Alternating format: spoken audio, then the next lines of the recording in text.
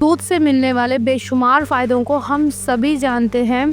कुदरत ने हर चीज़ हर इंसान के लिए नहीं बनाई। जहाँ बहुत से लोगों को दूध पीने से बेशुमार फ़ायदे मिलते हैं, वहाँ कुछ लोगों को इसके पीने से नुकसान होता है। आज हम उन्हीं लोगों के बारे में बात करेंगे। कुछ लोगों को दूध पीने के बाद गैस होना शुरू हो जाती है, या डाइजेशन में इशू स्टार्ट हो जाता है, या फिर उनको सीवियर किस्म की कॉन्स्टिपेशन शुरू हो जाती है, यानी कब्ज़ हो जाती है।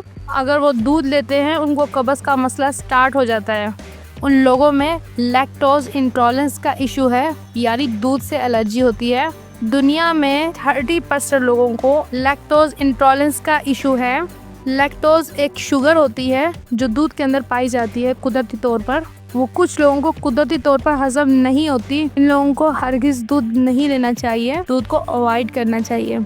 जिन लोगों को लैक्टोज इंटॉलरेंस का इशू है वो थोड़ी मिकदार में दही का इस्तेमाल कर सकते हैं। दही में भी लैक्टोज का इशू होता है। दही खाना इतना नुकसान नहीं देगा। इवन अगर वो लोग चाय भी पीते हैं ना, उनसे भी उनको बहुत ज़्यादा मसला स्टार्ट हो जाता है, क्योंकि चाय भी दूध से बनती है। तो दूध से बनने वाली चीज़ों से उनको बहुत मसला होगा। कोशिश करें कि वो दही का इस्तेमाल थोड़ा बहुत कर सकते हैं। इस तरह की मज़ीद इंफॉर्मेशनल वीडियोज़ देखने के लिए मेरे चैनल को सब्सक्राइब करें, वीडियोज़ लाइक करें, कॉमेंट्स करें और चैनल को सपोर्ट करें। Thank you.